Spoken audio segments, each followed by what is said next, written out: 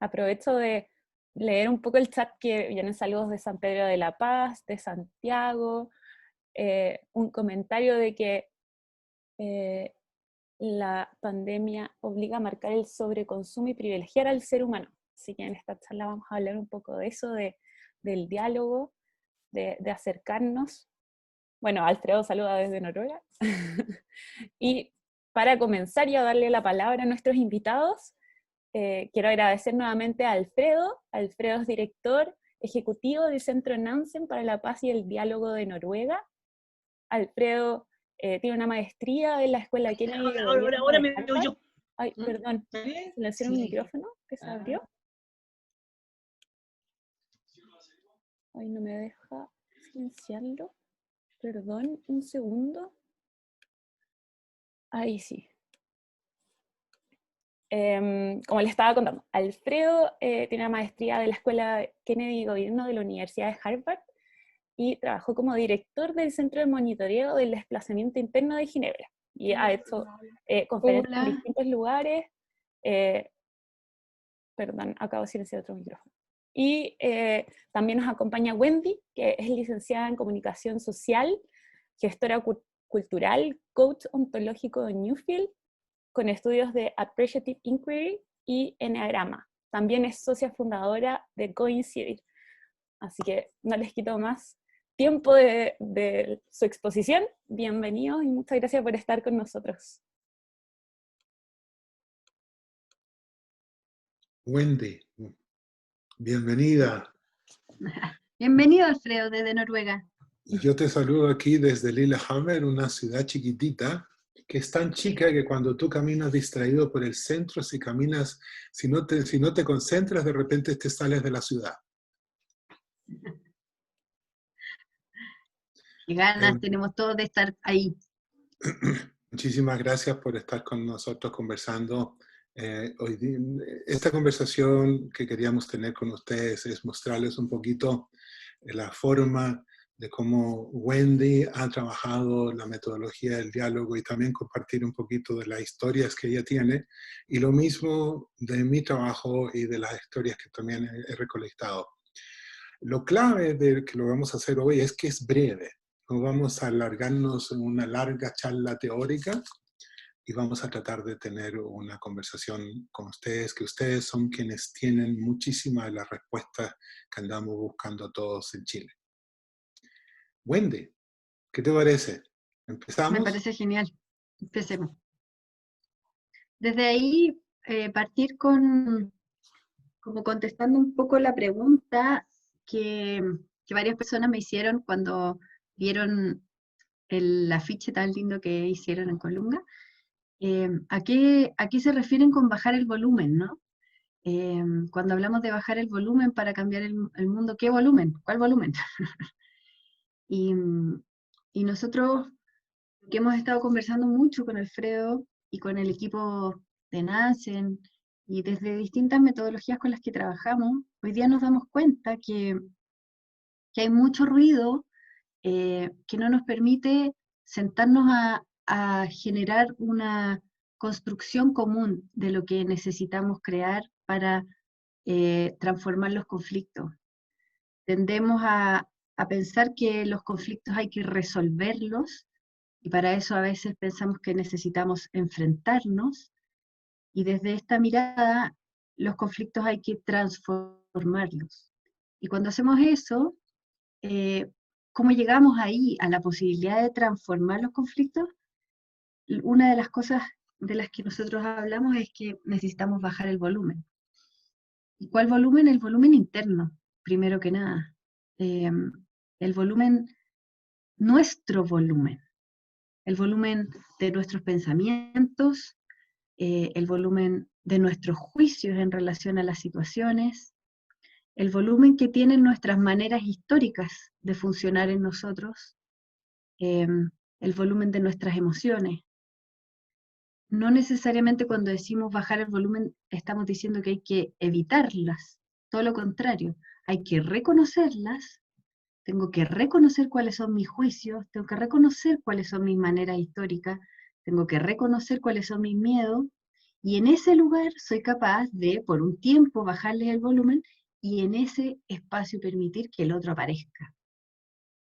Porque ¿cómo vamos a transformar un conflicto que es entre dos o más sin permitir que el otro aparezca? Creo que por ahí va la invitación de esta conversación. Alfredo. Gracias, Wendy. Yo quiero darles un ejemplo de cómo aprender a ser humilde de nuevo me ha salvado de muchísimos problemas en conflictos muy graves. Ustedes escucharon la gran presentación, ¿no es cierto? Me da casi vergüenza escuchar todos los títulos y la experiencia, todo eso, pero no significa nada cuán buena escucha soy yo. Y les quiero contar una anécdota, yo creo que me demoro 3 minutos en contarlo y de ahí me quedarían 7 después para todo lo que tengo que decir. Una de las cosas que yo he hecho en mi vida ha sido trabajar muchísimo en la acción humanitaria en terreno. Tuve la oportunidad de trabajar en un lugar que se llama Sudán, en el desierto de Darfur, durante la guerra civil de 2005 a finales de 2006. Mi trabajo era coordinar la acción humanitaria para un campamento de 100.000 personas, que es casi como una ciudad, 23.000 hogares, pero hogares no eran casas, eran carpas de plástico en medio del desierto. Las personas comían 1.000, 1.500 calorías al día y ustedes saben que uno necesita 3.000 o más, como un grandote como yo. La gente tenía mucho sufrimiento. Y mi primer día de encuentro con ese campamento, yo soy chileno. Hablo inglés, hablo otro idioma. Soy grandote, no soy africano. No hablaba árabe en ese momento.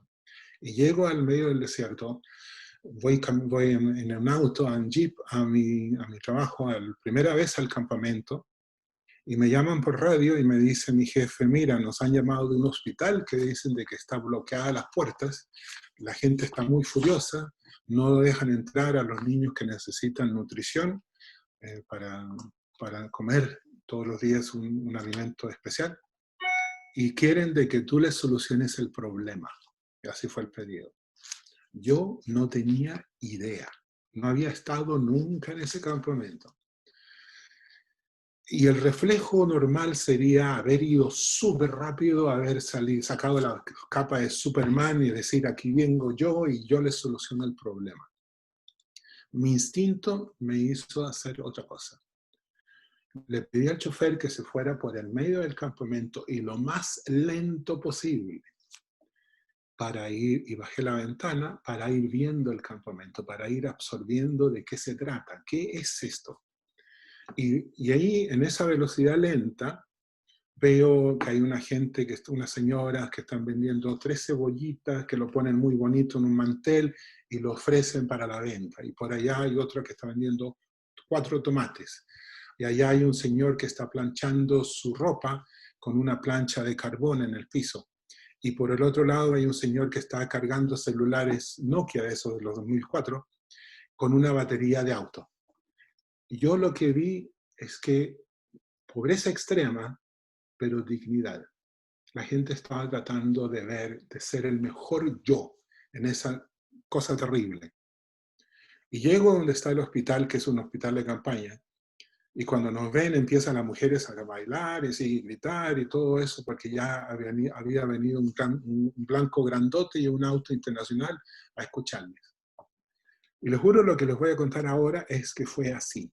Yo no tenía idea qué hacer cuando abrí la puerta de ese auto. Improvisé. Abro la puerta y se dan cuenta que yo no tengo mucho pelo aquí. Entonces siento el calor, el sol del Sahara, fuerte, y les digo, hola, mi nombre es, y les digo con el intérprete que mi nombre es Alfredo, yo trabajo aquí, pero ustedes se dan cuenta de que aquí hay mucho sol. Allá hay un árbol grande. ¿Qué tal si vamos al árbol, debajo del árbol, a esa sombra, y ustedes me cuentan todo lo que ustedes tienen que contar? Tengo todo el día. Y yo quiero escuchar. Entonces las mujeres se pusieron a hablar entre ellas y mi intérprete después me decía que habían dicho de que mejor vamos donde el árbol debajo de la sombra, porque si no el gringo grande se nos va a morir.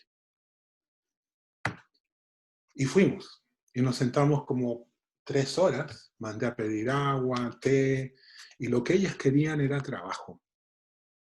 Y como no había trabajo, estaban furiosas, y con quien estaban furiosas era con los que ellas creían que tenían trabajo, que era ese hospital. Entonces yo pudiera haber hecho otra cosa, pero como se les ocurre bloquear, bla, bla, bla, ser del nivel de superioridad, de experto internacional que viene a solucionar la vida de otra gente, pero mi instinto me hizo hacer otra cosa. Yo ahí encontré mi rol. Y esa forma de hacer las cosas lo hice durante 2 años que estuve en ese campamento. Y eso tiene que ver con bajar el volumen, lo que Wendy dice, que es atreverse a que uno no sabe nada, atreverse a que uno también puede cambiar de opinión, que no significa aceptar todo, pero significa estar ahí, un momento en pausa.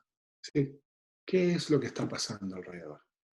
Y transformar esa situación solo gracias a la escucha. Eso, Wendy.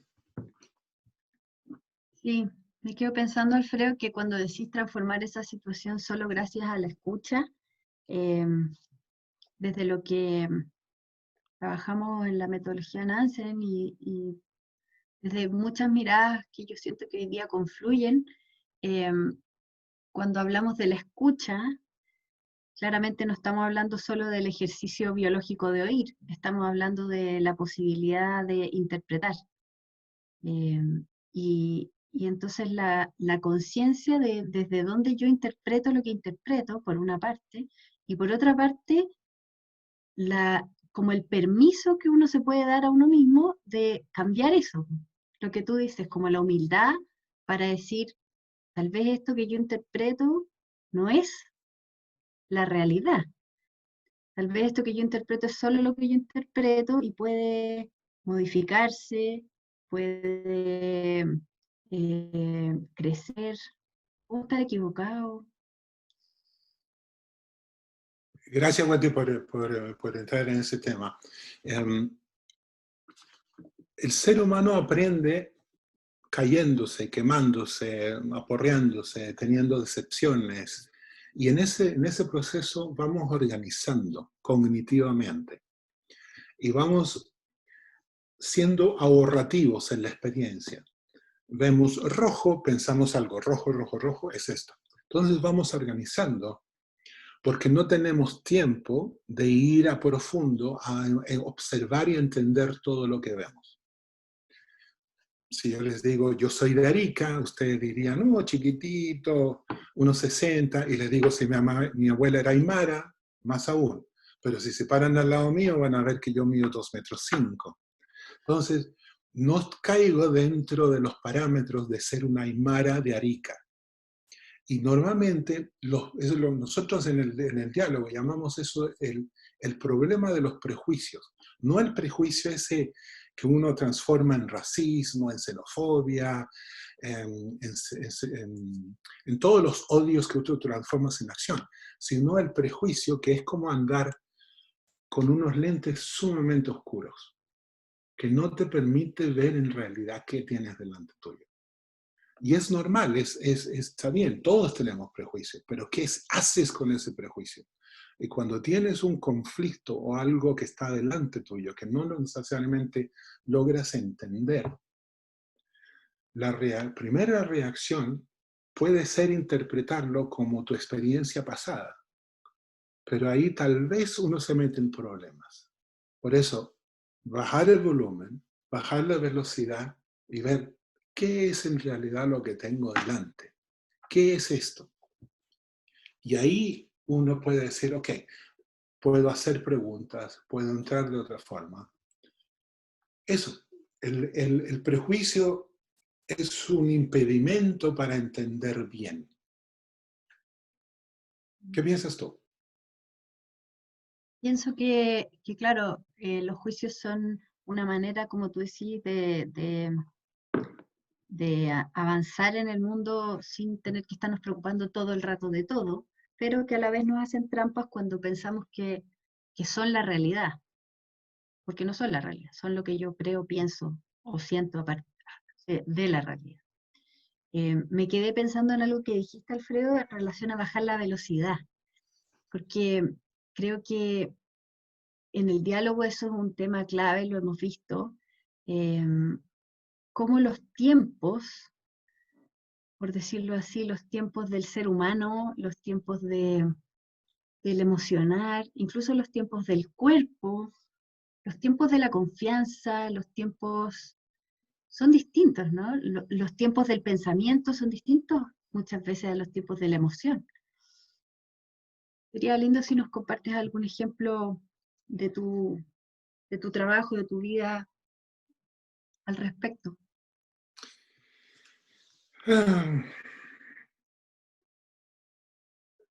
Yo les quiero mostrar o sea, son varias cosas que durante tantas conversaciones que hemos tenido en Chile, la gente siempre hace como la pregunta, pero tenemos COVID en Chile, tenemos un problema urgente. ¿Cómo vamos a gastar tiempo en diálogo cuando necesitamos acción? Ese es el primer planteamiento. El otro planteamiento es decir, yo tengo la respuesta, pero no quiero escuchar al otro. Entonces, tenemos un problema complejo por un lado, pero no necesariamente queremos colaborar con el otro, tener esas conversaciones incómodas. ¿Cuál es una de las primeras cosas que tenemos que hacer? Es primero que nada usar el tiempo, el factor del tiempo. Y disculpen, lo que les voy a mostrar no tiene nada que ver con matemática, pero es una ecuación, ¿sí? Pero es una ecuación para explicar una idea. A ver si me resulta, vamos a ver. Fran, tú dices que no puedo compartir pantalla. ¿No? A ver. La Pero Fran te tienes mientras, que autorizar. Ahí. pero mientras, ¿sí? Ahí sí. Ahí sí. Ok. Entonces, vamos a ver. La gente nos pregunta, ¿qué hace el diálogo? Y nosotros decimos que el diálogo necesita tiempo. Con esa acción, cuando tú tienes diálogo y tomas tiempo para tenerlo, puedes crear confianza, pero también toma tiempo. Esos dos, el diálogo con que creas confianza, puede servirte para lograr colaborar, que también requiere su tiempo. Esas tres cosas, el diálogo, la confianza y la colaboración, cuando lo haces en tiempo, vas viendo al otro como un ser humano que pertenece a tu espacio, no al espacio del otro. Vas cambiando lo que en Colombia dicen, vas cambiando la otredad. No es el otro y lo conviertes en nosotros. Eso, ahí en ese espacio logras encontrar las soluciones que no sabías o que no sabías que podías hacer. Porque vas encontrando posibilidades, talentos, gente, ideas, la inclusividad y todo eso. Y yo les quería mostrar esto porque este es el resultado de mucho, mucho tiempo de trabajo con mucha gente. Nuestro equipo, el equipo Nansen, que ha trabajado en los Balcanes desde el 94, ellos han escuchado miles de conversaciones.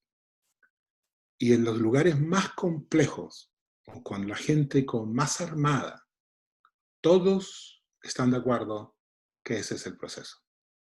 Cuando empieza el reencuentro, te dices, oh, tú piensas, tú eras de allá, tú viste esto, tú hacías esto.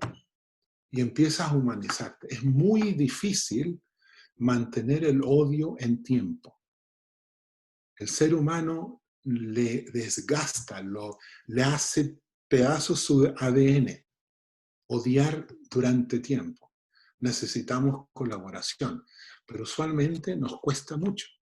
Y eso, lo último que yo les quería compartir en esta conversación que tenemos con Wendy, es otra cosa, una pequeña aclaración, es que la gente mezcla entre debate y diálogo. Y nosotros le damos esta receta gratuita, ¿sí? Multiplíquenla. El debate es parte esencial de la vida humana, de los derechos humanos, de argumentar por su espacio. Yo tengo derecho a mi voz, yo quiero que me escuches. Eso está bien. Eso es parte de la vida y es parte de lo que hay que hacer. Uno tiene que ser visible, tiene que hacerse escuchar.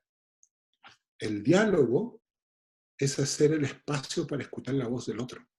Y tú decides cuál te sirve para aprender algo nuevo. Tu voz o la voz del otro. Y aprender no significa justificar, ni perdonar, ni aceptar. Solo entender. Y yo le he contado a mucha gente en Chile últimamente de que uno de los libros más detestables que yo he leído fue el libro de Mi lucha, de Hitler. Pero no lo leí porque yo soy nazista, sino que he tratado de entenderlo como un libro mediocre convenció a tanta gente hace 90 años para hacer todo lo que sucedió. Si no entiendes eso, eres vulnerable a de que otra vez vuelva a pasar. Entonces, entender significa explorar lo que no te gusta. Eso es parte. Pero entender también significa decir, oh, ¿por qué no te pregunté antes si tú sabes dónde hay agua en la tierra? O si tú sabes si sacamos esos árboles de ahí, tal vez vuelva a crecer el río. O que si tú sabes de cómo, dónde podemos buscar mejor pesca. Porque la gente sabe.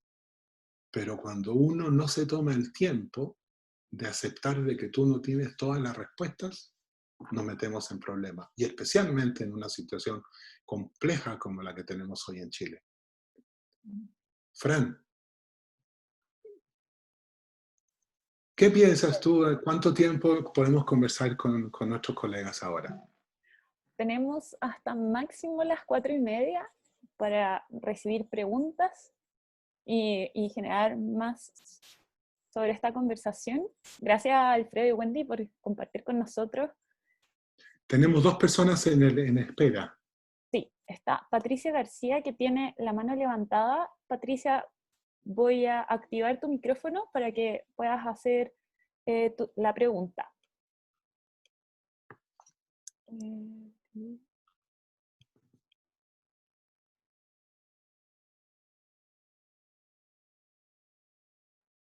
Patricia.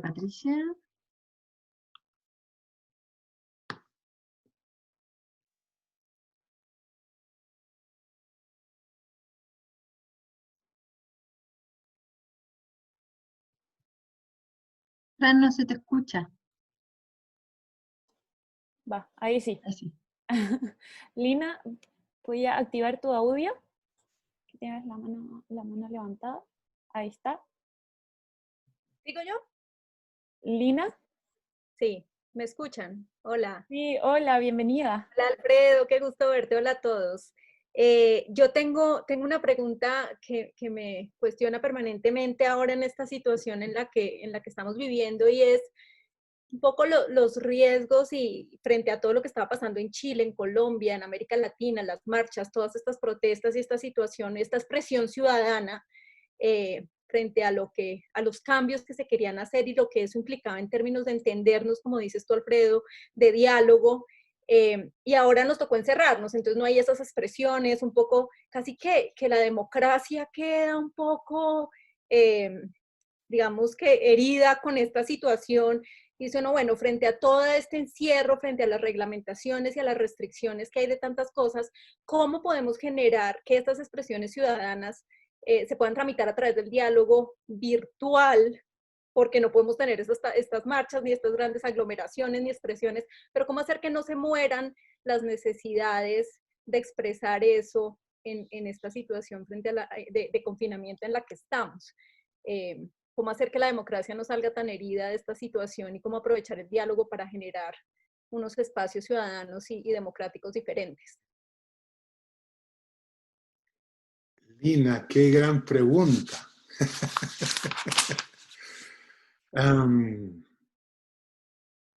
Primero el factor tiempo, pero el tiempo no hay porque necesitamos transformar las cosas de ahora.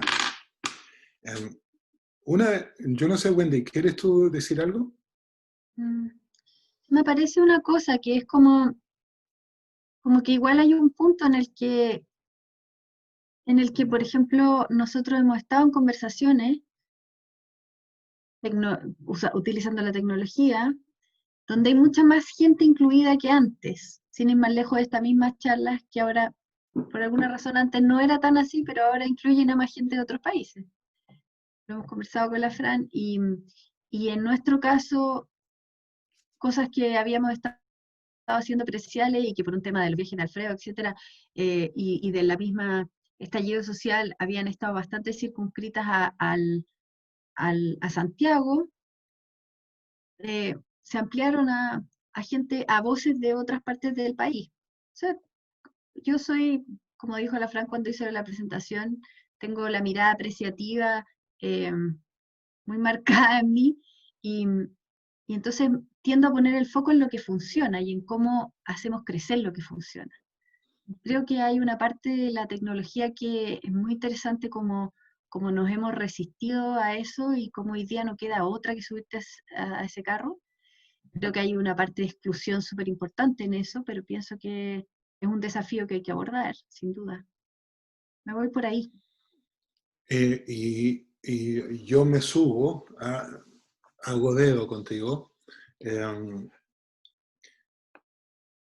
Es complejo tener conversaciones virtuales, porque no tienes la expresión corporal, no puedes compartir un cafecito, un cigarro, que los que ellos lo hacen eso, o hablar sobre triabilidades mientras que esperas que la conversación inicie. No puedes hacer eso. Pero hay otras cosas que estos espacios sirven, y es de hacerlo terriblemente democrático, incluyente, porque no importa clase social. Si tienes un computador, por supuesto que eso también depende de tu clase social o tu acceso, pero la accesibilidad a un computador te permite entrar a un espacio así, si es que te invitan y si es que tú crees que puedes entrar. Porque en muchos de estos espacios siempre está la autoexclusión. Entonces hay que hacer el umbral de decir, mira, no importa, no necesitas tener un rango académico o cualquier cosa, ven, conversamos, tú tienes preguntas. El conocimiento colectivo está aquí, en estas 79 personas que estamos acá. Aquí tenemos muchas de las respuestas que necesita Colombia, México, Chile. Una de las cosas que yo me he dado cuenta en esto es de que es necesario tomarse el tiempo para conversar a ambos lados de la brecha, de la división. Y eso requiere tiempo.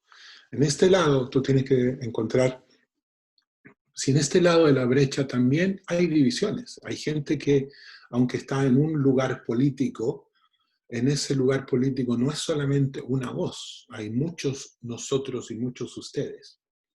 Tener diálogos a este lado de la brecha es un punto bajo de la pirca que hay que cruzar, para decirlo así.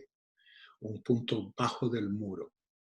Si empiezas por ahí, dices, ok, y luego te vas al otro lado y dices, ¿dónde podríamos construir un puente? ¿Cómo sería ese puente? ¿En qué material? ¿Con quiénes lo hacemos? Entonces, los cimientos, tú no empiezas un proceso de diálogo haciendo el puente. Tienes que primero entender dónde lo pones, con quiénes, cuál es el piso, qué forma, quiénes lo van a construir, cuándo lo van a hacer, por qué lo van a hacer, quiénes van a cruzar. Entonces son muchas las preguntas y el factor tiempo viene ahí. Y eso, cuando lo haces así, e incluso en procesos de crisis, ahí es donde la gente tiene la máxima motivación para construir ese puente. Porque cuando tienes crisis te das cuenta de todo lo que te falta.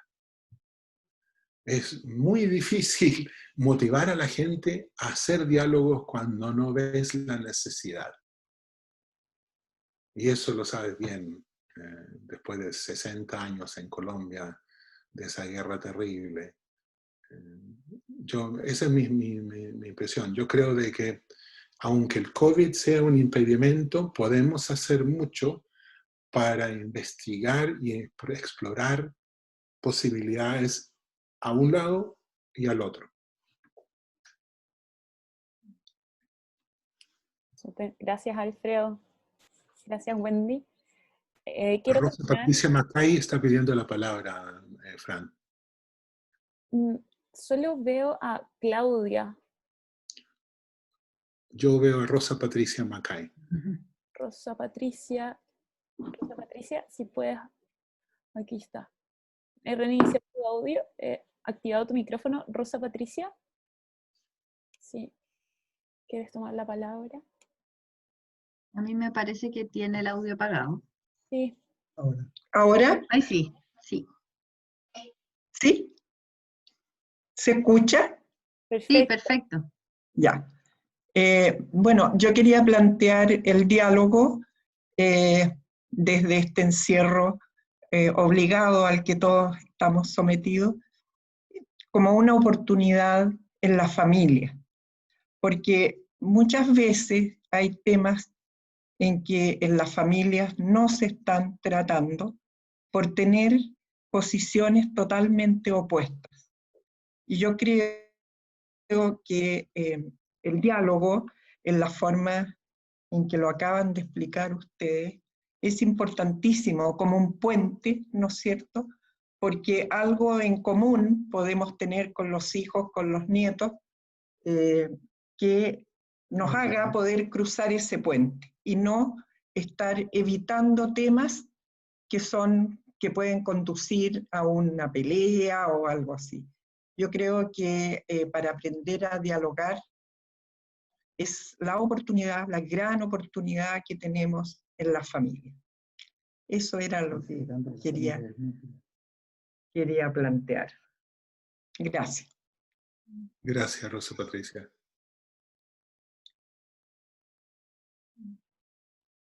Yo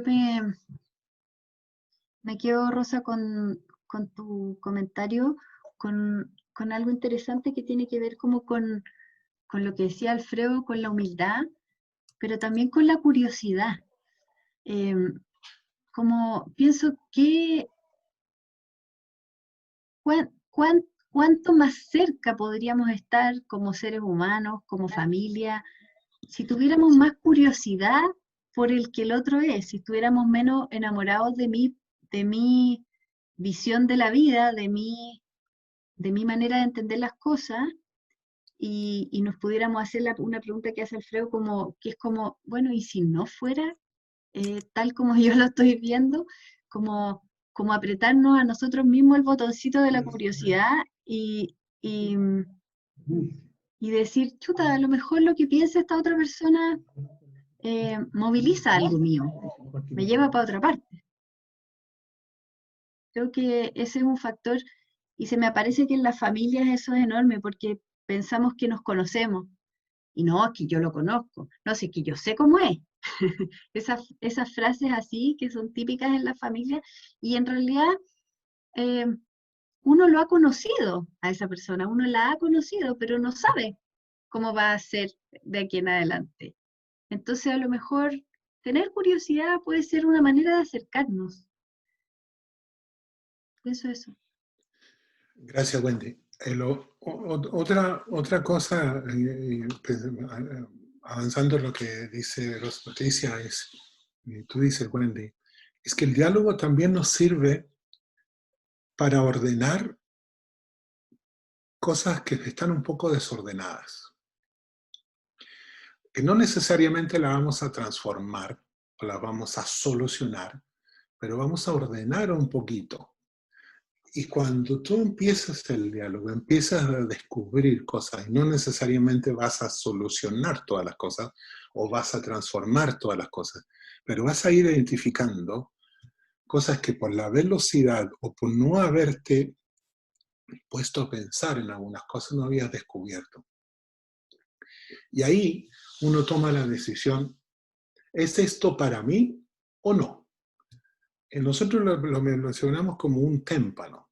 Un témpano que tiene una parte encima del agua, y ese es el problema, cualquiera sea.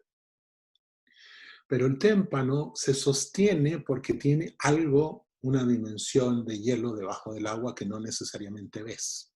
Y ahí están todas las demás cosas que no ves. Están los sentimientos, las necesidades, la historia, la memoria, los odios, los intereses, las voluntades. Y si tú te pones a ver eso debajo de ahí, tú puedes ver, ¿este problema es para mí? Sí, ¿no? ¿Cuál es la real dimensión de lo que está debajo? ¿Voy a usar energías en esto o necesito yo aliarme con otro para transformar lo que yo estoy viendo ahora recién debajo del agua?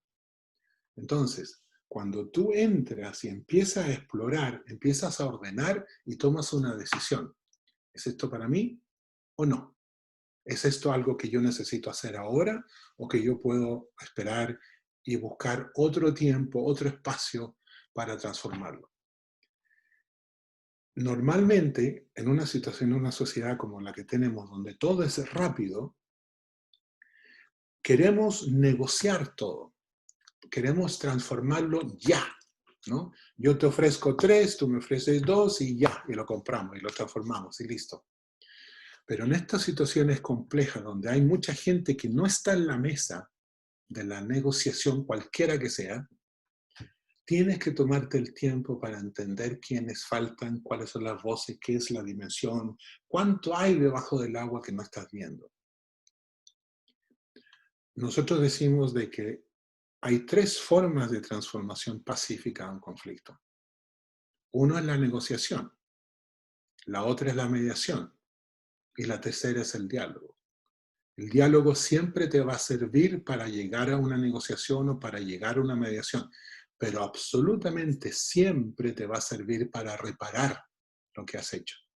Si has hecho una buena negociación o una mala negociación. Y el diálogo te sirve para ordenar qué quedó después de la negociación o qué nos falta en la negociación. Entonces, yo les quería mencionar esto porque son 3 puntas distintas de un triángulo. Negociación, mediación y diálogo. No es lo mismo. El diálogo tiene un valor que te sirve a identificar qué es lo que hay debajo del témpano. Ordénalo, absórbelo y decide. ¿Es para ti o no? Estaba pensando, Alfredo, que, que hemos tenido muchas veces esta conversación de que en Chile, no sé en otros países, pero en Chile al menos, tenemos tan confundida la negociación con el diálogo. Se dice diálogo cuando se habla de negociación muchas veces, y está eso en nuestra cabeza, entonces la gente dice, no, yo no voy a dialogar con esa persona. Y la gigantesca posibilidad, como dice Alfredo, que te pierdes de decirle todo lo que quieres decirle. Porque en un diálogo, a diferencia en una negociación, no necesitamos llegar a un resultado. El diálogo tiene un foco en el proceso. ¿Qué significa eso? Que en el fondo lo que valoramos es el hecho que suceda. Es el hecho de que yo pueda decirte lo que quiero decirte y tú puedas decirme lo que quieres decirme. Y seamos capaces de permanecer ahí y escuchar y validar ese otro lado del puente o del no puente, de la brecha, esa otredad distinta a mí, que no por eso es menos válida, y no necesariamente tengo que aceptarla, pero sí no puedo, por decirlo así, desconocer que existe, porque desconocer que existe es muy violento. Muchas gracias, Wendy. ¿Perdón? Sí, muchas gracias.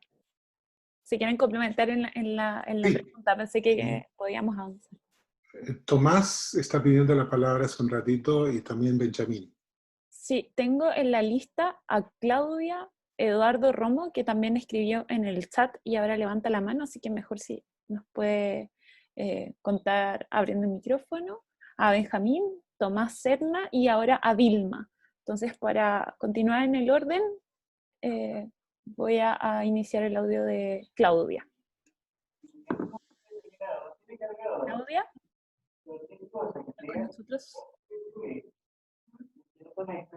No se escucha. Voy a continuar entonces con Eduardo, que escribía en el chat, pero le voy a activar el micrófono. Hola, Eduardo. Hola, muchas gracias por la invitación. Encantado de conocer a Alfredo, a Wendy, por el maravilloso trabajo que hacen. No puedo estar más de acuerdo en el planteamiento, realmente me resuena mucho la oportunidad que hay de bajar prejuicios, de bajar creencias. Tengo la impresión de que es como estamos seteados, es decir, construimos la realidad muchas veces sobre los pensamientos, esas creencias, esa historia, esa cantidad de acervo que tenemos en la mente. Por lo tanto, también creo que eso necesita tiempo a lo menos y que es una tarea difícil, para luego escuchar sin ello, en esa actitud que me encantó, como lo planteaba, de esa otredad, del nosotros, es escuchar casi con el alma. Mi pregunta tiene que ver con cómo bajarle el volumen, precisamente esas creencias, esos paradigmas que están tan asentados en el ser humano y que han hecho que él sea lo que es hasta el momento, ese acervo de pensamientos y emociones. Muchísimas gracias nuevamente. Gracias, Eduardo. Podríamos conversar mucho, Eduardo, el cómo. Ojalá.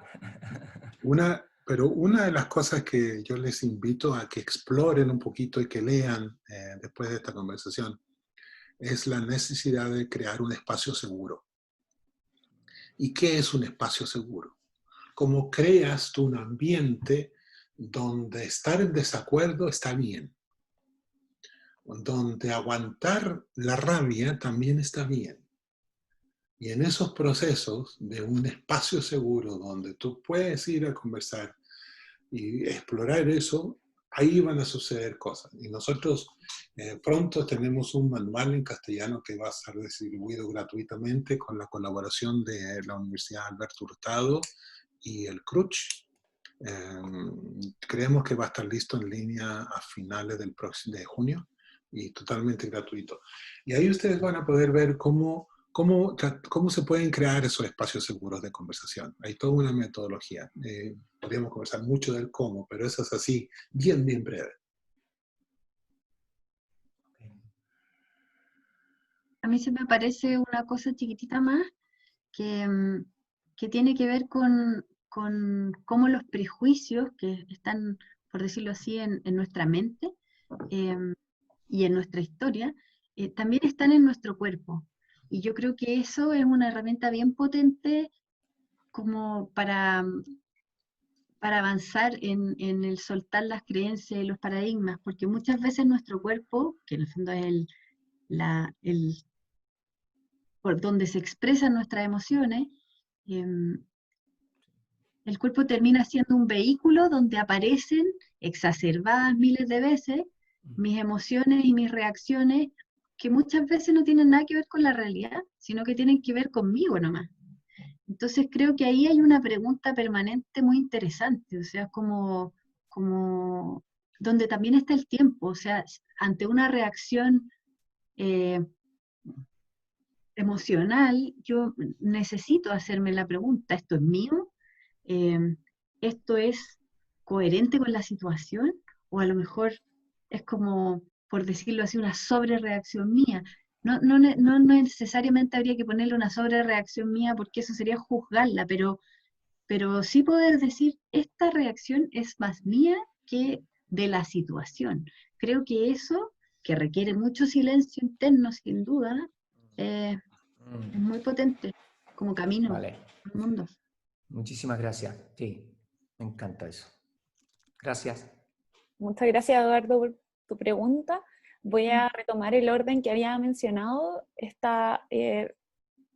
Claudia, vemos que te incorporaste. Está Claudia, Benjamín Cofré, Tomás Serna y Vilma Cabezas. Lo voy a poner en el chat. Si quieren hacer una pregunta, les pido que escriban en el chat. Pido la palabra para poder ordenar las preguntas y darles la posibilidad de abrir el micrófono. Así que, Claudia, voy a iniciar tu micrófono. Hola. Hola. Gracias. Hola, Alfredo, lejos, acá en Santiago. Oye, bueno, un poco lo nombraste tú recién, Wendy, el tema del cuerpo. Mi pregunta iba hacia ahí, porque en el fondo, mi pregunta es si en los diálogos, hoy día que estamos frente a una pantalla, igual podemos usar el cuerpo como radar. Hay cosas evidentes, como que si me va a morder un perro, a mí se me eriza y me corre por la espalda. Hay cosas evidentes, pero también podemos ir aprendiendo y desarrollando una capacidad corporal de conectar con el otro a través de... Es más allá que las sensaciones y los sentimientos, yo hablo en un nivel más profundo, no sé si... me encantaría saber si esa es una herramienta que usan en esta escucha, es escuchar desde el cuerpo a un nivel profundo. Me gustaría saber si hay algún aprendizaje desde ahí, Alfredo. Wendy, tú me puedes complementar totalmente. Esto es bastante dentro de lo que tú también te motiva a ti. Pero mi experiencia, uno es que cuando hacemos diálogo, en diálogos a veces es bastante difícil, complicado, donde la temperatura puede subir.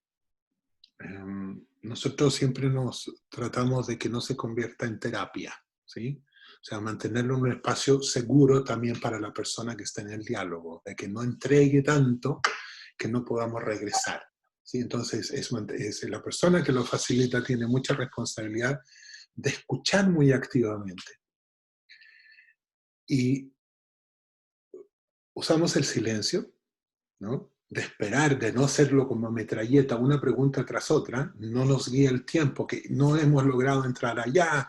Entonces, una de las cosas que tú haces con la facilitación es bajar un poco la velocidad.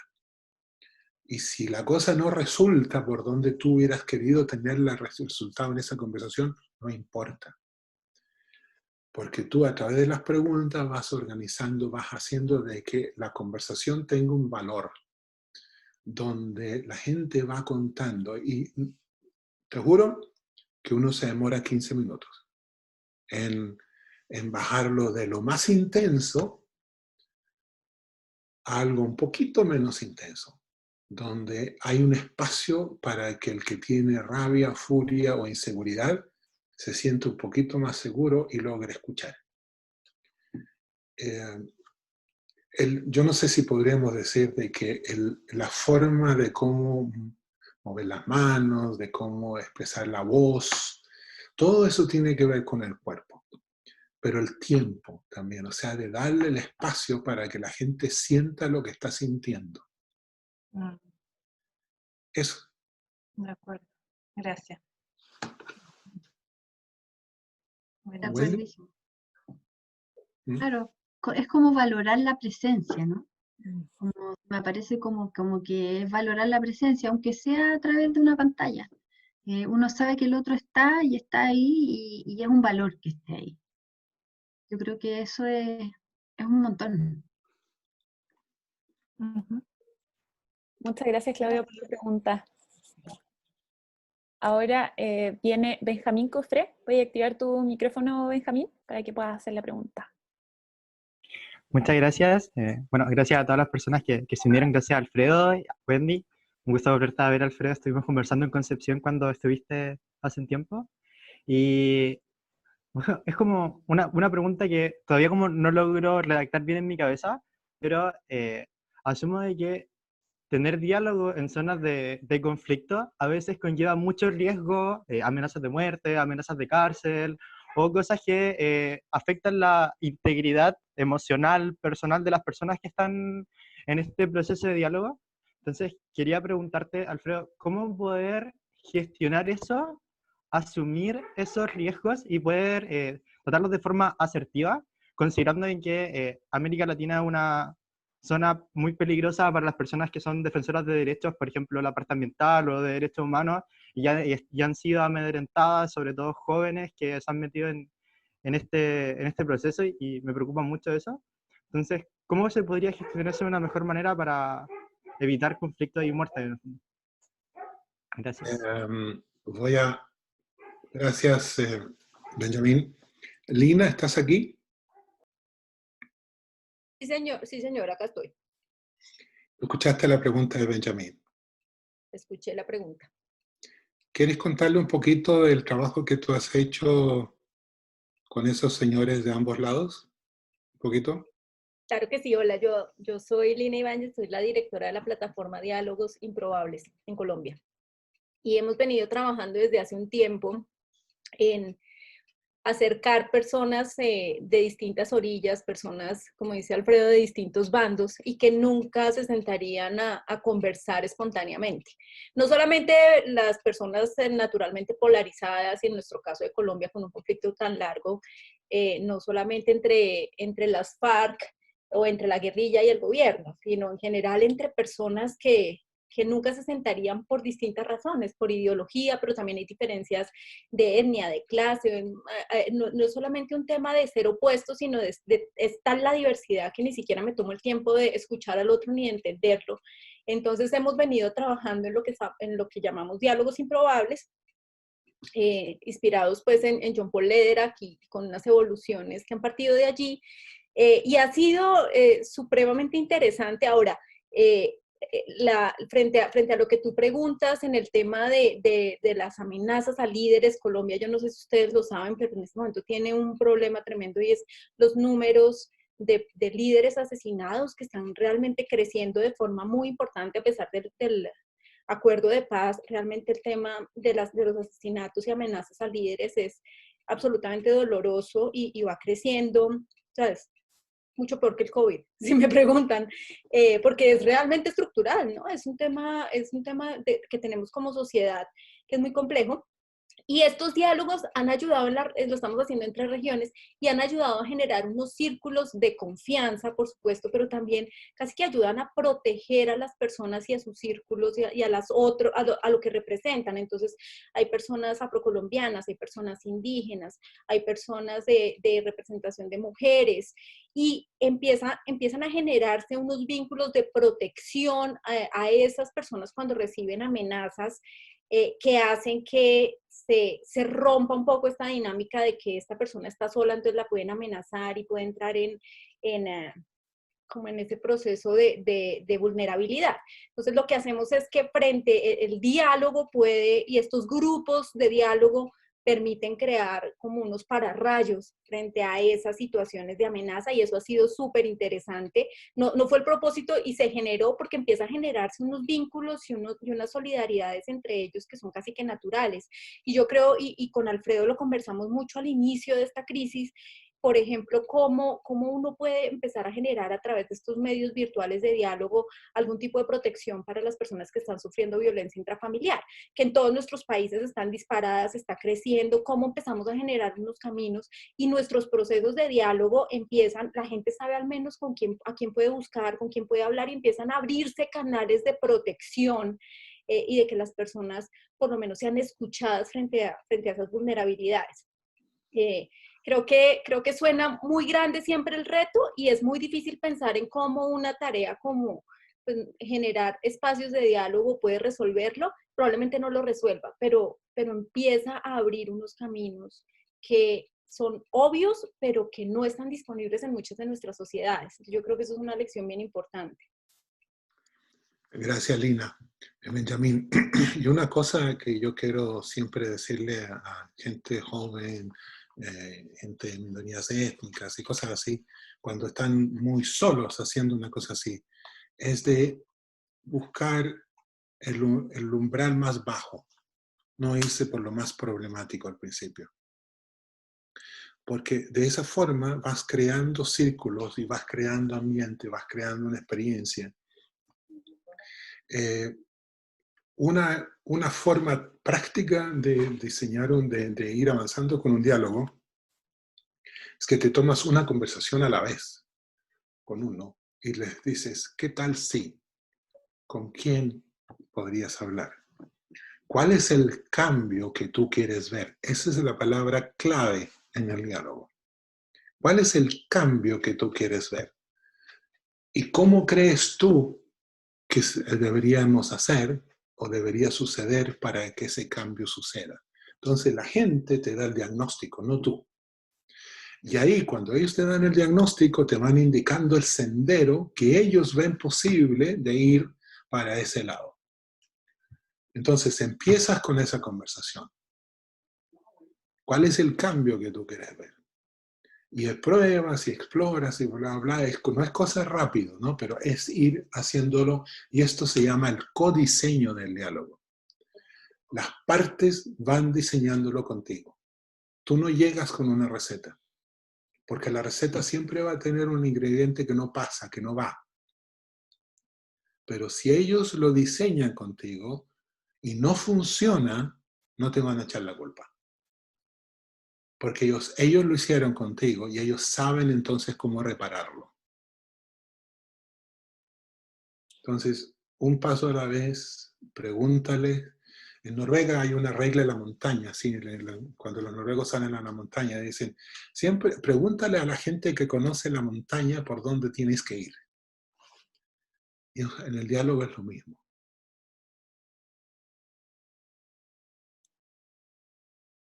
Aquellos que suben cerro aquí en este chat, se sonríen y saben de qué estoy hablando. Muchas gracias, Benjamín, por tu pregunta. Siguiendo con el orden, ahora tenemos a Tomás Serna. Tomás, voy a activar tu micrófono. Ahí está. Bienvenido.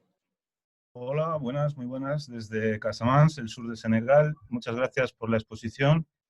Bueno, mi cuestión es, constatamos que estamos en un mundo donde el diálogo y la capacidad de escuchar se han agotado. La gente ya no se reconoce, se insulta, se falta respeto, se niega al otro constantemente.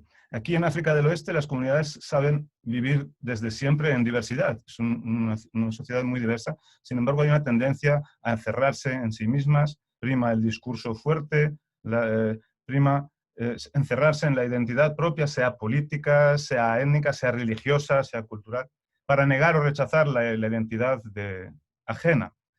Incluso se está dejando entrada a fenómenos terribles como el yihadismo en ciertas comunidades, que es la personificación del odio. Me gustó el comentario que dijo Alfredo, que el odio no dura, ¿no? Me explicará. Incluso en la vida política se convierte también en ruido de insultos y descalificaciones. Entonces la pregunta es si el respeto, la dignidad del otro, la capacidad de escuchar, necesita la voluntad de escuchar. ¿Cómo se suscita, cómo se cultiva el virus de la escucha, Alfredo? Gracias. Muy interesante y muy difícil lo que está sucediendo donde tú estás. Creo que han retomado la violencia que estuvo hace como 10 años atrás, ¿no? Sí. Para transformar una situación compleja, hay como 3 pilares básicos. Uno es si hay la capacidad para transformarlo. Tenemos gente, ¿no? ¿O no? El segundo es conocimiento. ¿Sabemos cómo o no? Pero el tercero es el más difícil. Es la voluntad política. ¿Tenemos voluntad para el cambio o no? Y usualmente nosotros que trabajamos en la acción humanitaria o en desarrollo, siempre nos vamos por crear conocimiento, capacidad, pero nunca nos vamos por trabajar la voluntad política, porque eso es lo más difícil, ¿no? Y eso es lo esencial. ¿Cómo transformas tú o motivas tú a los actores que pueden hacer el cambio o que pueden permitir el cambio? ¿Cómo transformas esa voluntad? Y Paulo Freire, el sociólogo brasileño, en su libro de Educación para la Liberación, decía de que si tú quieres transformar la conducta de un barrio, tú no vas primero a hablar con la gente del barrio para ver cómo lo haces. Por supuesto lo tienes que hacer. Pero una de las cosas esenciales que tienes que hacer es hablar con el jefe de la esquina. ¿Quién es el que permite el cambio? ¿Quién es el que te lo puede ayudar o impedir? Y usualmente nosotros que trabajamos en terrenos, cosas así, nunca se nos ocurre hablar con quienes hacen mal. Pero esos son los que tienen la voluntad política. Y invitarlos a esas conversaciones. ¿Cuál es el cambio que tú quisieras ver? ¿Cómo lo logras? Y todo eso. Y también, no siempre el diálogo va a ser la herramienta correcta. Puedes usar la negociación, la mediación, otras formas, ¿no? Y también usar los derechos humanos y cosas así. pero identificar quién es el jefe o la jefa de la esquina para la transformación sistémica del asunto. Y pienso, Alfredo, que esa identificación de ese personaje o de esa institución o de lo que sea, pensando en que esa identificación no puede estar solo dada de nuevo por los hechos, que es como la parte de arriba del iceberg, sino que con todo lo que tiene debajo. O sea, ese personaje del que estamos hablando, como el jefe de la esquina o lo que sea, tiene sus necesidades, incluso sus emociones. Probablemente debajo de eso hay mucho miedo, mucha rabia, o mucho... y cómo trabajar con eso también. Va a verlo, aceptar que está ahí. Yo no soy la persona más adecuada de preguntarle si hay algún problema que no podamos transformar, porque soy el colmo de perseverante. Mi esposa diría porfiado. Pero sí, en mi experiencia, yo creo que todos ustedes que trabajan en acción humanitaria, todos se dan cuenta de que en algún momento, incluso la parte más difícil, el grupo más difícil, tiene una pequeña apertura, pero esa apertura a veces es muy breve y tienen que suceder cosas muy rápidas. Pero la perseverancia de esto es lo que sucede. ¿No? Yo no creo que haya habido alguien más perseverante que Mandela, que 28 años ahí perseverando y lo logra y sucede eso mágico y transforma Sudáfrica y todo eso. No estamos diciendo que todos tenemos que ser Mandelas y aguantarnos 28 años de sufrimiento, pero sí en el momento menos esperado, cuando tú estás tratando de hacerlo, encuentras a ese alguien que te dice, mira, yo conozco a alguien que puede hacer esto. Y eso es lo que Lina ha hecho ahí entre Herrero Profundo, y por cosas de seguridad no les puede contar todos los detalles, pero son cosas muy, muy mágicas que suceden en lo inesperado, porque tú estás ahí un día, otro día, otro día, otro día, tratando de hacer esa pregunta y hacer el espacio seguro. ¿Cuál es el cambio que tú quieres ver?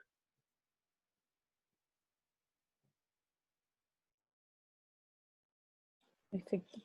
Muchas gracias, Wendy, Alfredo, Tomás, por acompañarnos desde tan lejos. Como comentábamos al principio, eso quizás es una de las ventajas de tener estos espacios, así que gracias por participar. Continuamos con el orden que está en el chat. Ahora viene Vilma Cabeza. Casi pensé que me estabas echando ya, Refrán. No, todavía nos quedan unos minutos.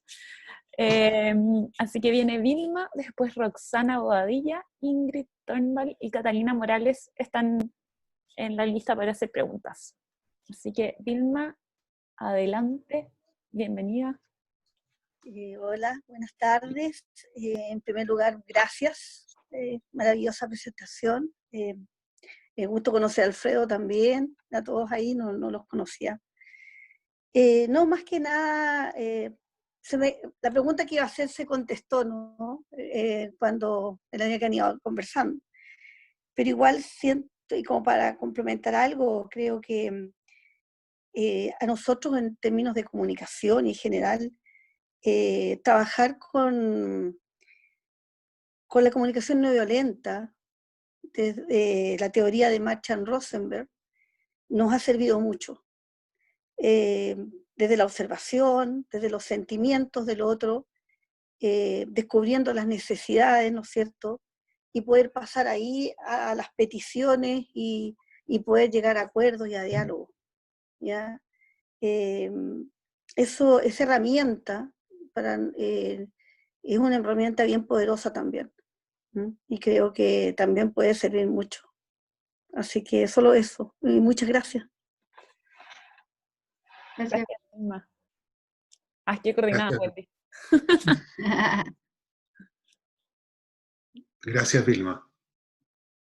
Entonces, aprovechando los minutos que nos quedan, voy a dar la palabra a Roxana Bobadilla. Hola, Roxana. Hola a todos. Mi pregunta se escapa un poco a lo que quizás los convoca a todos ustedes, pero es porque el área que yo trabajo es necesidades educativas especiales, principalmente con la población del espectro autista. Y una problemática que llevo años, muchos años, más de 20 y tantos años viendo, es cómo la estrategia que ustedes usan para el grupo social se ve o se puede trabajar en este pequeño grupo que está y sigue siendo altamente vulnerado. Hace por lo menos ya un mes que estamos trabajando bajo esta modalidad con adultos autistas, en donde ellos están muy enojados. Y es difícil entender eso porque supuestamente se dice que los autistas carecen de entender muchas emociones y sentimientos, pero les debo decir que no es así. No, no es así. Sobre todo los de alto funcionamiento. Entonces, tengo un compromiso con ellos desde el área diferencial, de cómo poder ayudarlos a que ellos puedan dar pasos, porque lo único que yo hago es alentarlos a que son ellos ahora como adultos, diagnosticados algunos muy, muy tarde, 40 años más o menos, y ellos quieren luchar por tener espacios, por tener leyes, porque no se les vulneren los derechos de poder trabajar, y está generando emociones y lecturas que tienden a caer en estados depresivos. Entonces, es todo lo contrario que ustedes ven, y es todo lo contrario a la rabia o a estos conflictos sociales o estallidos sociales de violencia, sino que es una población que se siente incapaz de dialogar, desde el concepto que ustedes están dando a conocer ahora. Y me encantaría, más que nada, hacer un puente para poder ayudarlos a ellos. Y si hay algún recurso o experiencia desde esa mirada, estaría sumamente agradecida. Qué gran pregunta, comentario, Roxana. No sé decirte si lo que hacemos, la metodología, podría servir. Y tendríamos que continuar la conversación. Nosotros estamos en contacto, así que podemos seguir la conversación después de este diálogo. Sí, solamente para todos ustedes, yo les quiero contar de que una de las cosas que nosotros hacemos aquí en Noruega es trabajar con jóvenes inmigrantes que han recién llegado. Ellos tienen, no tienen todo el lenguaje, ¿no? Y tienen muchísima rabia, muchísima emoción, muchísimo miedo, que hace de que también se encierren un poquito en esa burbuja de entender las emociones nuevas y entender las emociones de ellos. No es autismo para nada, pero es comunicarse con alguien que no necesariamente tiene todas las herramientas para comunicarse. Ahí lo presencial es muy importante. Estamos recién explorando cómo hacerlo ahora con esta nueva realidad, pero yo creo de que es un bonito ejercicio pensar cómo hacerlo con ese grupo, porque ellos también tienen derecho a tener una voz en un ambiente así donde lo presencial ya no es posible. Y gracias por ese desafío, Rosana. Okay. Gracias. Perfecto. Muchas gracias, Roxana. También levanta una reflexión muy interesante para las personas que quizás no estamos tan cerca de un grupo con esas características. Creo que de todas maneras ahora todo lo que nos está pasando nos lleva también a mayor inclusión y a conectarnos más con los otros, por así decirlo, con los demás, a pesar del encierro. Sí, A continuación, quisiera dar la palabra a Ingrid. Ingrid Thornvall. Ingrid. ¿Aló? Ingrid. ¿Aló? ¿Ahí se escucha? Perfecto. Bueno, gracias por todo lo que se ha conversado y me ha dejado con muchas reflexiones. Y me pregunto, una pregunta que me surge que tiene que ver con lo que la Wendy comentó sobre la valoración de la presencia. Yo estoy como muy afectada por todo lo que está pasando en este momento en Chile. La situación, especialmente la situación de los más vulnerados, como dijo el padre Walker, en este momento tan grave. Y entonces me pregunto, ¿cómo se puede valorar la presencia? Porque en este momento es como muy importante, o sea, la desigual relación autoridad y todos los ciudadanos, llamémosle. Y entonces las personas que están sufriendo en carne propia situaciones tan límites, ¿cómo en esas personas se podría lograr que valoren la presencia de ese otro que se supone que está haciendo todo lo mejor que se pueda para ayudarlo, pero eso desde una situación de tan límite en la que se encuentra esa gente, o la mayoría de las personas, digamos, no quiero decir que sean solamente ellos, ¿cómo se puede generar, qué manera se podría asumir la gente que tiene a su cargo, resolver o movilizar todas estas soluciones para que las personas realmente sientan que están no sé, que están en una relación, la relación es esa cuestión de la valoración de la presencia, la persona que está en una situación muy desventajosa, ¿cómo tiene la posibilidad de generar esa valoración? O sea, no sé si se explicó mi pregunta, porque es más bien una inquietud, no sé si la pude expresar muy bien, porque me surgió así nomás, pero seguro que ustedes tienen alguna postura al respecto. Wendy.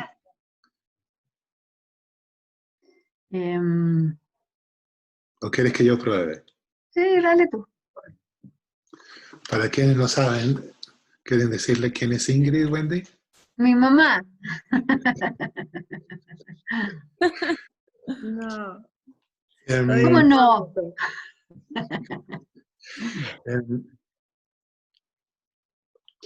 Una reflexión que me hice mientras que te escuchaba, Ingrid, es que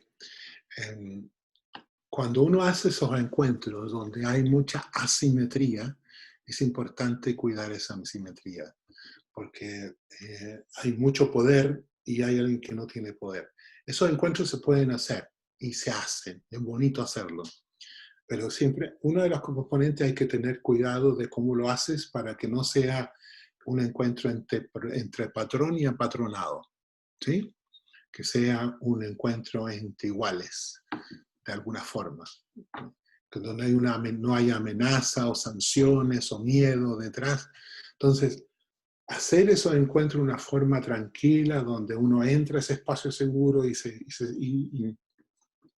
no vas a ser intimidado por el poder, es importante y se puede hacer. Eso es clave. Lo más triste que hay es cuando uno dicen esto es un diálogo y hay gente que está temblando de miedo mientras que la gente con poder está contándole las cosas a la otra. Entonces eso no es un diálogo, eso es otra cosa. Para hacer esos encuentros asimétricos hay que tratar de cambiar la simetría. Y una forma de hacerlo es cómo lo haces. Cosas físicas, la mesa nosotros siempre sacamos la mesa, no tenemos mesas, siempre sillas, cosas así. Lo otro es de que no somos títulos. Sacamos las instituciones, si es un director de un banco o con una persona, no. Nosotros le dimos Pedro, Juan, Luis, aunque siempre la persona va a seguir teniendo el poder, pero son esos pequeños símbolos donde no son las instituciones sentadas, sino son los seres humanos. Eso cambia. Entonces hay una serie de cositas con las que uno puede hacer esa transformación, ese encuentro. Pero hay que tratar de hacerlo lo más par posible para que, con mucho respeto para con quien no tiene poder.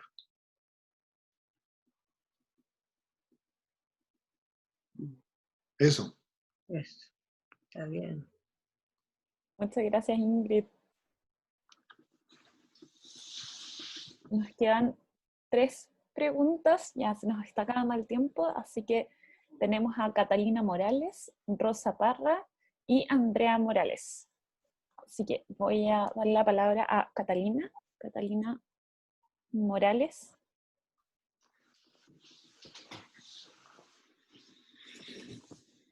Catalina.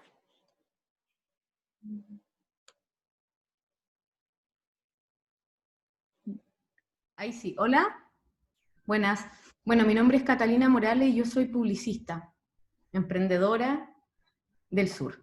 Lo que les quería plantear es que yo soy una persona que tiene déficit atencional, ya como estamos hablando de condiciones y de diálogo y de cómo se comporta el cuerpo y de la cuarentena, a mí me ha servido mucho esta cuarentena para poder conocerme a mí, verme, y ser consciente de mi luz y mi sombra. Entonces yo me doy cuenta que hay algo en mí físico con el déficit atencional en un diálogo.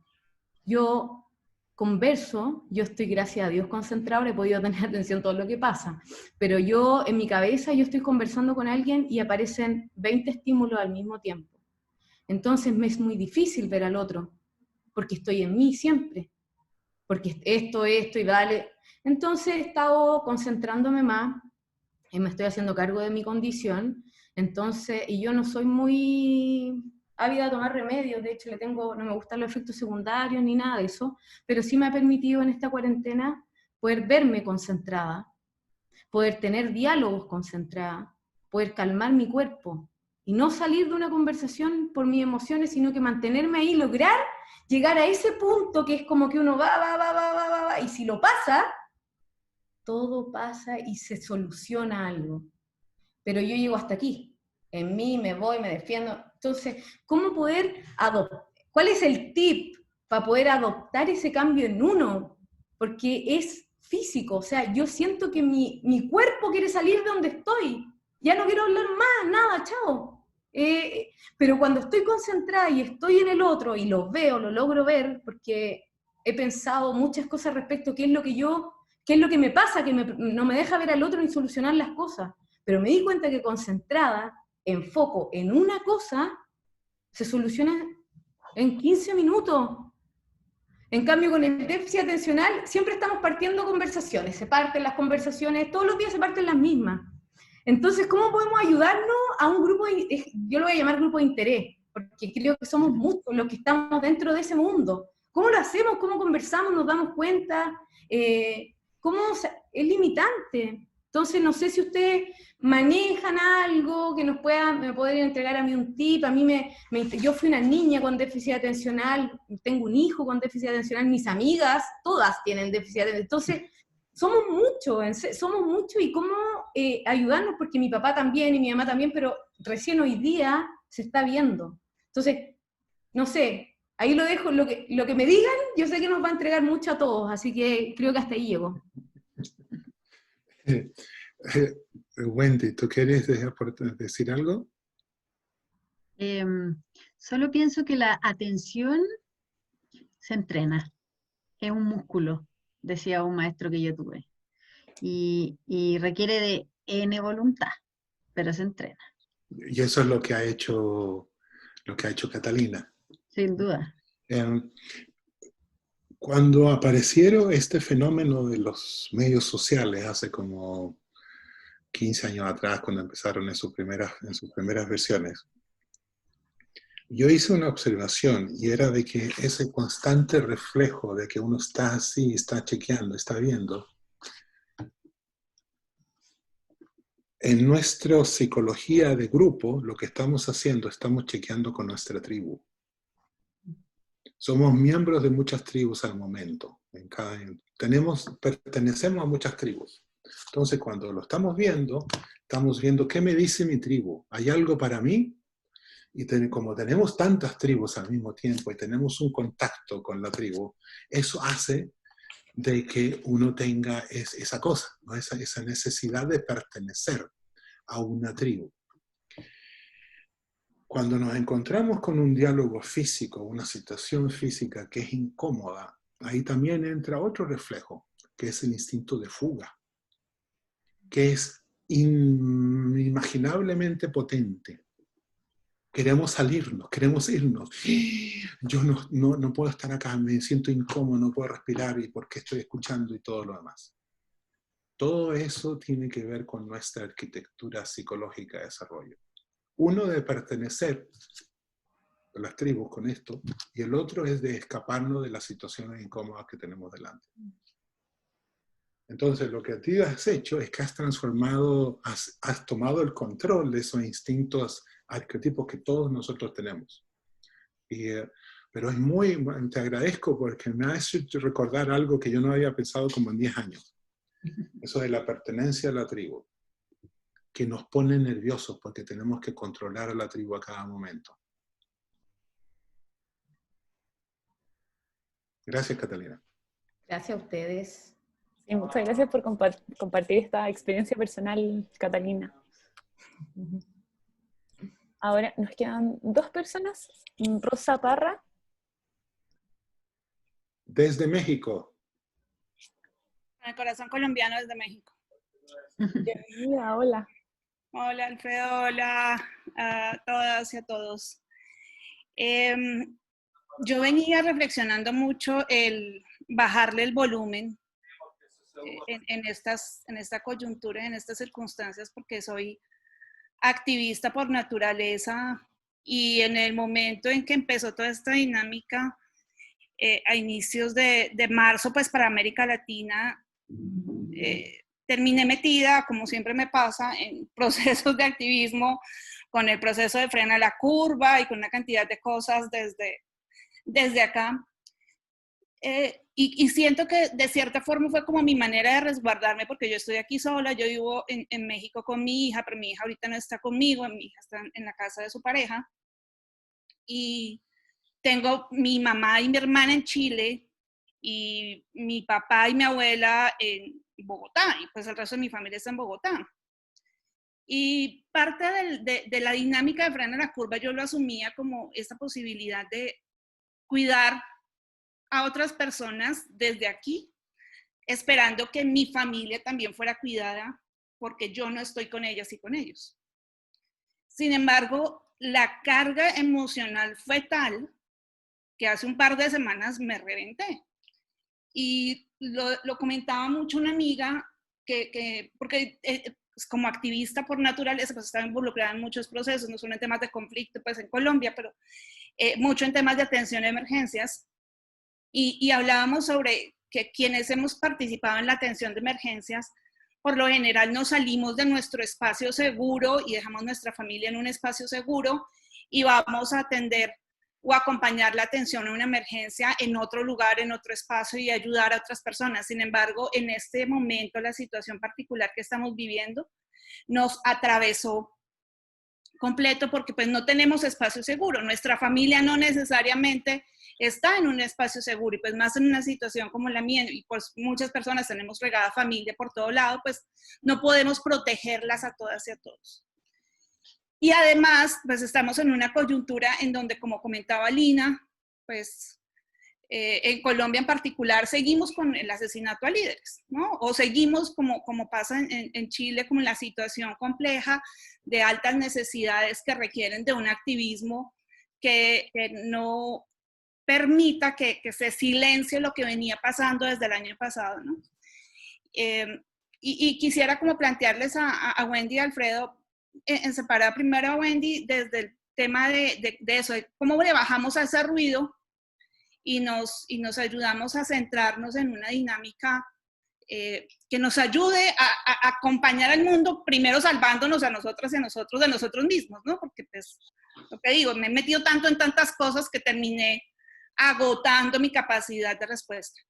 Y Alfredo también, pues desde esa experiencia del diálogo y desde la experiencia en el diálogo en la atención de emergencias, ¿qué podemos o cómo podríamos asumirnos en unas dinámicas en donde indudablemente tenemos que seguir abordando el cómo nos cuidamos para cuidar en medio del COVID, ¿no? Porque por más protección que tengamos y todo, pues en algún momento nos va a tocar en nuestra familia, sea hoy o sea, ojalá no sea hoy, pues en unos meses, pero pues mientras esto no se supere, pues va a seguir siendo un tema. Pero ¿cómo podemos hacer estas dinámicas que nos faciliten este tejido, fortalecer este tejido social para que estas reivindicaciones y esta necesidad y exigencia de derechos no la perdamos? Wendy, ¿tú quieres primero? Me parece, gracias Rosa, se me aparece algo súper potente en lo que tú dices, que tiene que ver como con que bajar el volumen finalmente tiene mucho que ver con un lugar de reconocer mi vulnerabilidad también. Y por eso a veces es tan difícil. A veces estoy súper acostumbrado a ese ruido. Estoy súper acostumbrado al, por decirlo así, al ego de mi ruido. Como tú dices, a poner un montón de energía en lograr un montón de cosas y en tal vez para bien de mucha gente, salvar a mucha gente, pero ¿a qué costo? Interno, ¿no? Y yo creo que eso es súper clave, o sea, la posibilidad de parar, entrar en un lugar de silencio y prepararse, mirar tu juicio de nuevo, mirar tu emocionalidad, cuidar el cuerpo, todo ese lugar y desde ahí ser capaz de ir hacia un otro y desde ahí abrir el espacio para que el otro pueda entrar. Creo que son un tremendo aprendizaje incómodo de este tiempo. O sea, yo he escuchado un montón de personas que están muy incómodas en la cuarentena porque finalmente se encuentran consigo mismas. Y con las elecciones que uno ha hecho, con las decisiones que uno ha tomado. Y eso siento que está todo el mundo en lo mismo, literalmente todo el mundo.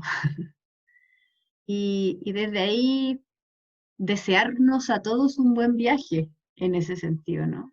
Como, porque siento que es como el encuentro con nuestras propias vulnerabilidades y no vivírselo sola.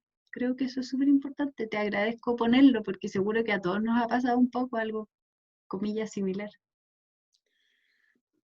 Gracias, Rosa, y gracias, Wendy.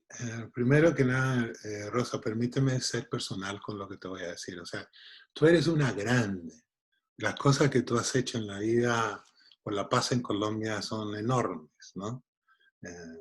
Solamente con eso ya transformaste tu país. Entonces, uno tiene el derecho también en esta tarea es de hacerse la pregunta, ¿soy yo la única persona que puede cargar el peso o hay otros también? Y hay que permitirse a sí mismo tomar un descanso. Porque esto es grande, o sea, son 7.000 millones de personas que están afectados por lo que está pasando. Y además el mundo sigue rotando, sigue pasando, sigue haciendo la violencia en México, en Colombia, en otros lados, siguen las cosas sociales. Es bueno para todo caminante encontrar su pocito de agua, encontrar una sombra, hacer un párele, toma un descanso, carga las pilas, protegerse, reorientarse, mirar la situación de otra forma y cuidarse.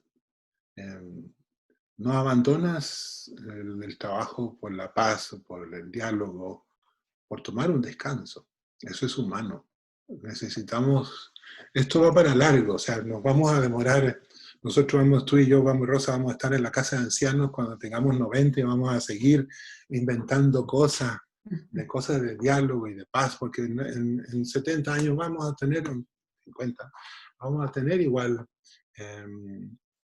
problemas. Entonces, hay que aceptarse un poquito la vulnerabilidad de uno mismo, tomarse la pala y decir, mira, está bien, eso es parte de todo esto. Y además que en este tipo de conversaciones vamos descubriendo historias así tan excelentes como la de Catalina, como la de Lina, como la de Rosa, como vamos descubriendo de que esto es una comunidad de gente echada para adelante. en todo el continente, y también incluso que teníamos un colega de África. Entonces, no es una soledad en esta angustia, estamos todos angustiados de alguna forma. Eso. Hay que darse permiso para tomar un stop.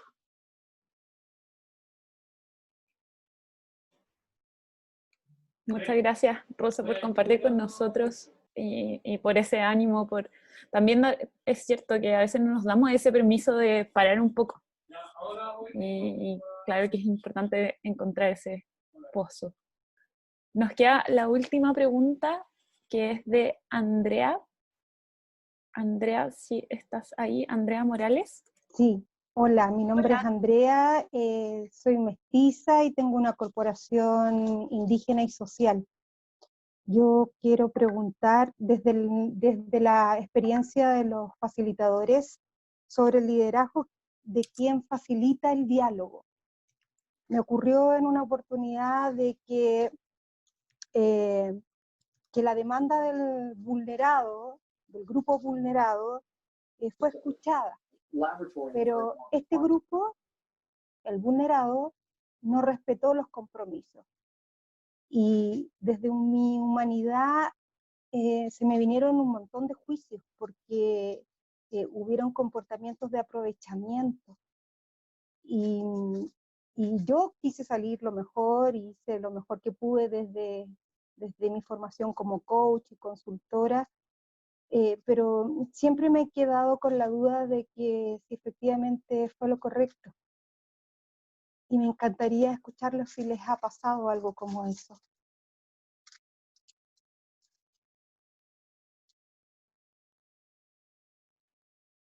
Gracias, Andrea. Wendy.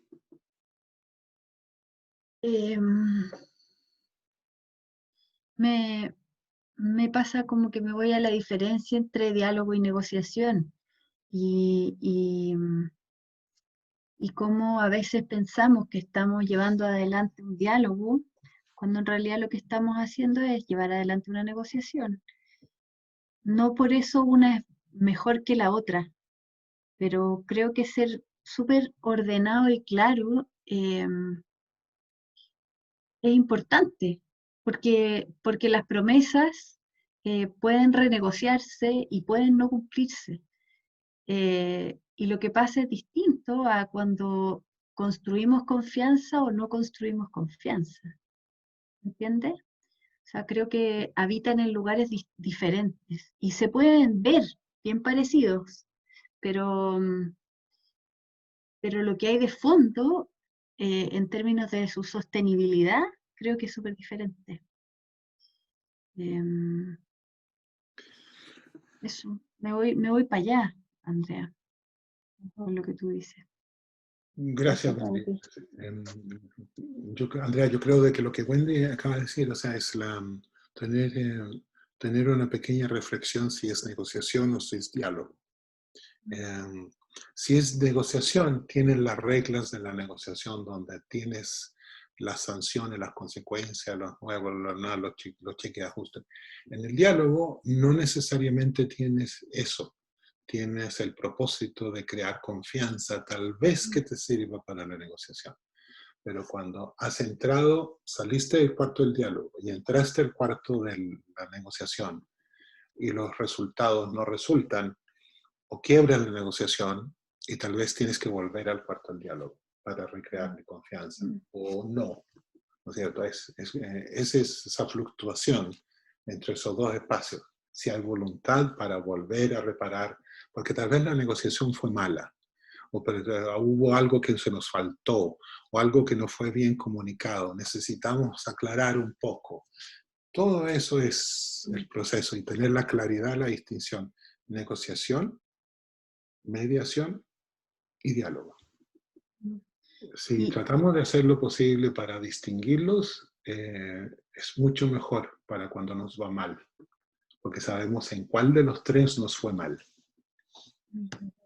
Y pienso también en el rol que uno tiene en cada una de esas y cómo en el diálogo es clave que el rol de uno solo sea, por decirlo así, colaborar en que el acuerdo que pudiera aparecer en una negociación o la confianza que pueda surgir en el diálogo es, por decirlo así, de ellos. No es un resultado que yo logré, sino que es un resultado de ellos. Y creo que eso es bien importante a la hora de no ser uno que no porque uno es el facilitador, el resultado es solo de uno. Al revés, creo que hay un espacio como de generar responsabilidad en todos, en la co-creación, en la colaboración, que finalmente es una pregunta para todos, no solo para el facilitador. Gracias. Gracias, Wendy. Gracias, Andrea. Bueno, nos hemos pasado un poco del tiempo que teníamos de cierre, pero agradezco a todos los que se quedaron hasta ahora, a Wendy, a Alfredo, y como les habíamos contado, tenemos una encuesta de evaluación muy cortita, que se las acabo de poner en el chat. Son solo 4 preguntas que agradecemos mucho, si es que nos pueden compartir su opinión respecto a este espacio. Wendy, Alfredo, nuevamente muchas gracias por estar con nosotros hoy, por compartir este espacio, y quería saber si quieren decir algunas palabras de cierre. Solo muchas gracias. Se nos ocurren muchas cosas, yo creo que a Wendy, las cosas que ustedes nos han preguntado, las cosas que ustedes han compartido. Lo que a mí se me ocurre es que lo vamos a volver a invitar para una segunda conversación. Y a ver cómo nos va. Sí, súper agradecida, gracias a Colunga y a todos los que estuvieron aquí, poniendo su disposición, sus historias y su escucha. Sí, eso. Gracias.